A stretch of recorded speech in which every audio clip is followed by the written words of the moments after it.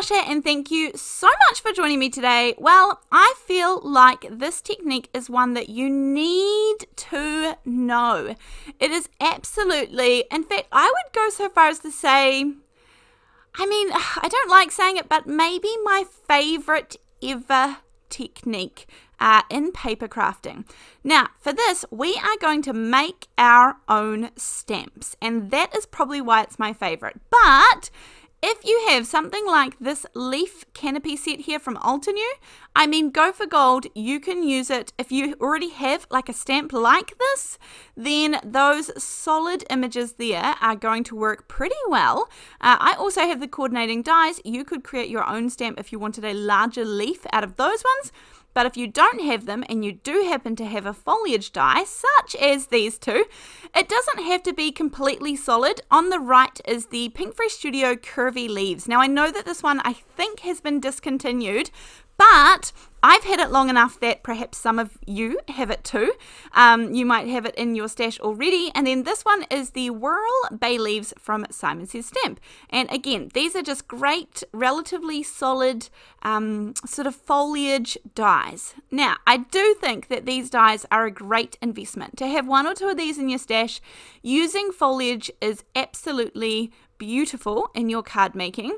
But today we are going to make your own stamp. So any die that you have, you can make into your own stamps. Now, this is all the scraps I have left of my foam, and I'm so sad about that. So I definitely need to put this on my list. This is the 3mm thick fun foam. Now, this is just kids fun foam. There's no adhesive. It's not special. It's not anything crazy. Just 3mm kids foam. Now, if you can only find 2mm, that will also work too. The 1mm is just very, very thin. And if that's all that you have, you can die cut it out a couple of times and glue them together to make a thicker stamp. Even with the 2mm, I would be tempted to do that. Now, the key is here, and I cannot stress this enough. Only run this through your die cutting machine one time. Do not be tempted to run this backwards, like there and then back, just to make sure that it cuts, because you are going to double cut lines because of the foam and the way that it sort of stretches and thins out as it goes through the rollers. You're going to distort the image, and then it will recut new lines on the way back through, because ask me how I know how many years ago when I figured that out.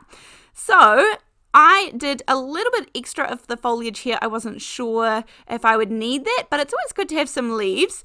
Now, today I'm going to be using dye inks. These happen to be the Gina K inks, but honestly, I have quite a few videos on my channel showing this technique about how you can create your own stamps. And I just think this is such a wonderful, wonderful technique.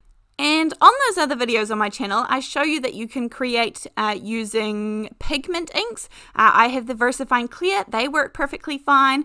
I also have, you can use like watercolors if you want to do that. You can use like watercolor markers and color it in. Honestly, pretty much similar to what an actual stamp is you can use.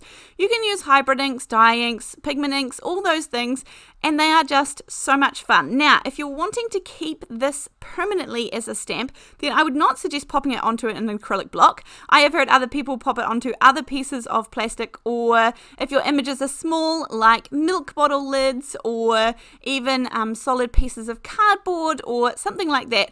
But I'm popping this onto an acrylic block. I just use a little bit of double-sided tape. If you're worried about it being too sticky, pop it onto your clothes first, but I've never had a problem getting this off my acrylic blocks, that's for sure. And then I'm going to go ahead and use some Gina K inks. Now, I'm just going to stamp off so that you can see how many times you can stamp with this. They give beautiful, beautiful, clean, crisp impressions.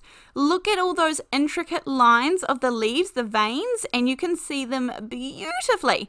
Then you can get a second generation stamp, and this is a third generation. Although it's pretty light, I can probably see it better than you can on screen, but still you get a really nice light impression there. So that's what we're going to be working with today.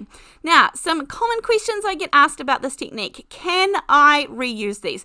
Yes, you can just clean them off. You can either use some warm water or just a damp cloth, like a microfiber cloth, and give them a wipe off just like a regular stamp. 2, can I change colors? And the answer is yes, yeah, just clean it off like you would a regular stamp and then go on to another color.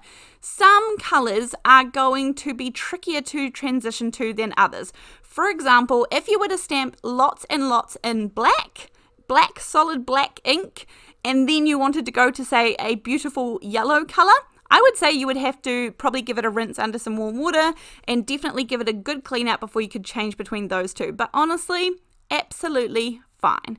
There are so many fun ways that you can use this technique using fun foam. And if you don't have dies, then by all means, go ahead and cut out some strips. You can punch out some circles. You might have punches for flowers or hearts. You can just freehand it using scissors.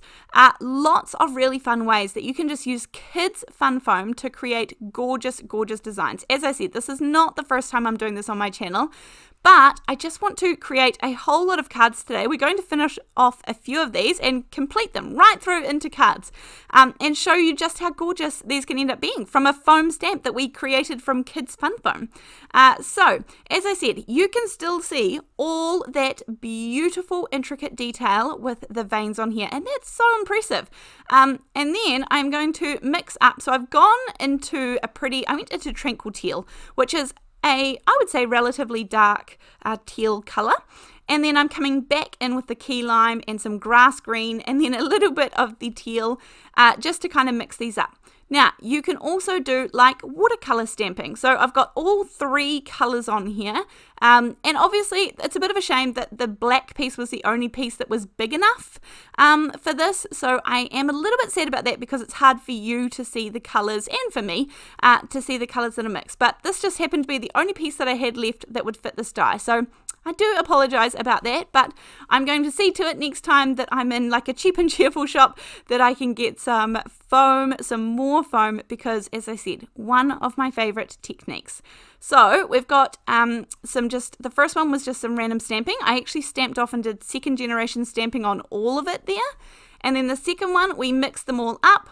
The third one here, I'm just going to do some partial images down the side. I'm going to start off with the key lime, and then I'm going to go into the grass green, and I'm just going to mask off, just using a little bit of plain printer paper, just where I want these leaves to go, because obviously this is just one stamp, and I don't want it to look perfectly identical as I go down the page, and then finish off with the Tranquil Teal.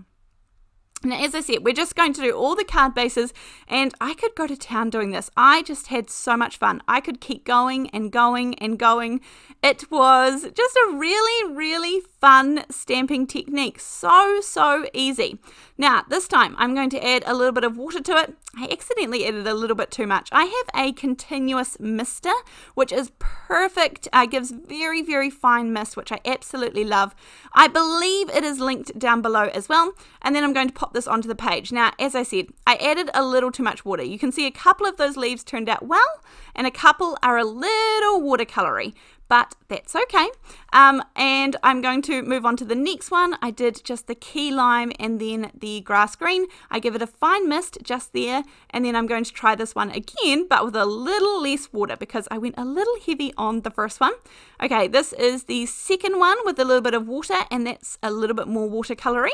Now, let's come back and start turning some of these into cards. So, one of many great features about the Gina K inks is that they are water reactive. So I have a little bit of water just here up on my palette or my acrylic block, and I'm just using a paintbrush to paint over top of these leaves, and that is going to fill in the color a little bit. Now, if you want to, you could also add some ink back on there. So I'm just going to blob some ink back on my acrylic block, and you can use that to fill in if you would like. It's still going to be lighter than the stamped image, which is perfect.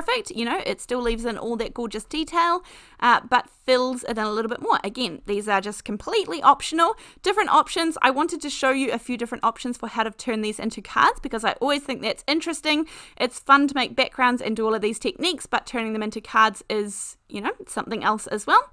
And then I just keep going. This is one of the ones that I did with watercolor, and I'm sort of ended up just going to do half of the leaves to give them a little bit more definition in a slightly darker color. Now, I actually think I filmed a couple of these, and then my third and favorite one that I did I missed filming it. I thought I had turned the camera on and I hadn't, but I still have lots of photos of it at the end. So that's okay, but anyhow, I'm going to add a little bit of splatter to these. So I just add a little bit of water and some of the Tranquil Teal. Now I'm just using these 3 greens today. That's all I am using to create all of these colors. So that's all the ink and of course water, and adding in extra products is completely optional because you can have a lot of fun with that. So I am going to add in a couple more, but see how much you can just do with some kids fun foam, that 1 dye and 3 colors of ink, and we are away laughing, having so much fun. I couldn't help myself but do a little bit of controlled splatter there just because I didn't want it all to land on the actual leaves themselves. Now this is the Airless mister from Cosmic Shimmer. Now they have 3 different colours of this, I guess you say.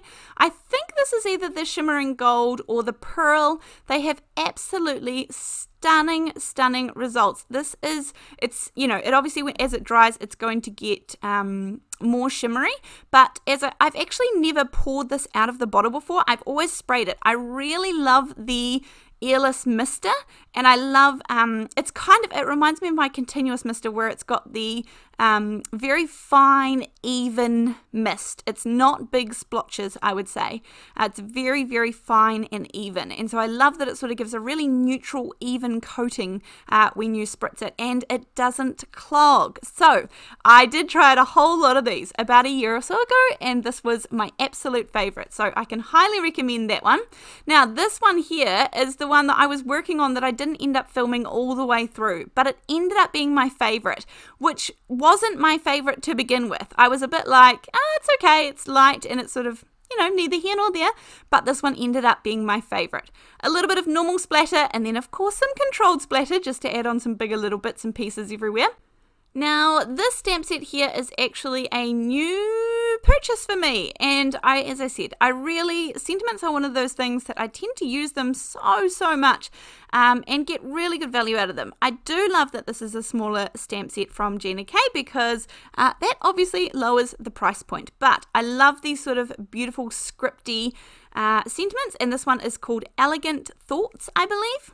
This may actually have been an incentive stamp at some point, because if you spend, I think, don't get me wrong, don't quote me, sorry, but I think it's $75 or so on her website, and you get one, or you get to choose one of them, sometimes some to choose from, and I think this may have been an incentive one at some point.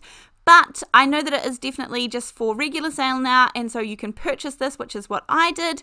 So I will leave a few links down below to get these stamps and things, and if you are able to use those, then I appreciate it so much. Obviously that helps me out as a creator a little bit, but I'm sure you have other sentiments that you could also use, so only use those links if you want to A, check out the products and see if you've got something similar, have a closer look at them, or B, if you are already going to shop anyhow, or you had something in mind that you wanted to purchase, then I appreciate it. Right, we've got the Get Well Soon. I've put this onto a little black matting layer, and then I was going to be plain simple about this and put it on white, but actually these are all the greens I have. This is all I could muster. So I have the jelly bean green, I have the grass green, and then I have another, it was a different tone, a different shade of green, that back one from Simon Says Stamp. And so I went with the jelly bean green, which is actually not one that I used on my cards, but it's all sort of pretty similar. And so I thought it went, I thought it ended up looking just fine. Now I'm going to do all of the embellishments at the end, just because, as I said, I'm having a go and I'm making a good few cards at once, so I may as well do them all at once. We'll put that one to the side and move on to the next one. Now, this one here is the one that has the, originally I stamped this and thought it would go portrait style, but actually, now that I'm looking at it, when I pulled it down in front of me, I pulled it down landscape and sort of horizontal, and I thought, actually, maybe it can go that way, and I quite like that, and I'm going to pop a little sentiment down the bottom, so that's what I'm going to do. I have this stamp set here with that gorgeous hugs outline, and what I'm going to do is I thought, why not use the same colours of ink which I had popped down onto an acrylic block. I could use that to colour them in, just the same. albeit you could even just leave this plain. It doesn't matter. You could color it in, and I'm going to stamp paper on one side, and then it says to you, or for you, sorry, paper hugs for you. So I quite like that. A nice wee card to send in the mail to somebody. And then I'm going to pop some embossing powder over top of this because of the watercoloring that I want to do. It's just going to make my life a whole lot easier and a whole lot less risky if I add that little layer of embossing powder, which creates that well. It creates those walls that's going to keep my water and my colour in. So I'm going to get a really nice blend here, and that was the idea of using all of these greens sort of and turquoisey teals together, that they would all blend really nicely. Not that they're, not that I'm putting them together when I did the leaf stamping, but they do go on top of each other, and so that's something to consider. Now, if you try out this technique and you are using some fun foam to create your own gorgeous stamps, then I would love to see them. And the best way to do that is over on our Facebook page. We have around 18,000 members now, and they are all wonderful. There are some lurkers who just love to see your projects. There are lots of posters. There are lots of people who share their gorgeous creations, and I absolutely love it. We have such a great community, so come on over and join us there. And also don't forget, if you love the content that I create, then I have a whole lot more of it over on my website, which is natashafootecreative.com. There are links to it down below, but if you just go to natashafootecreative.com, I have card making classes over there. Last year I did an entire series, an entire year-long series of cards, and I have just started my second year-long series too. So please come and check those out. This is the card that I didn't get to film, and I absolutely love that. This is the watercolor card with the pearl mist just put with a paintbrush over top, and then all I did was freehand draw the outline of the leaves in sort of a scribbly method. I did a couple of rounds about the leaves and then down the stem and then through the middle, and that was that one. And then with the middle one, I popped some glossy accents on as well onto the hugs. But how gorgeous are these cards? I hope you've enjoyed this video as much as I did creating it, and I would look forward to seeing you next time. Thanks, bye.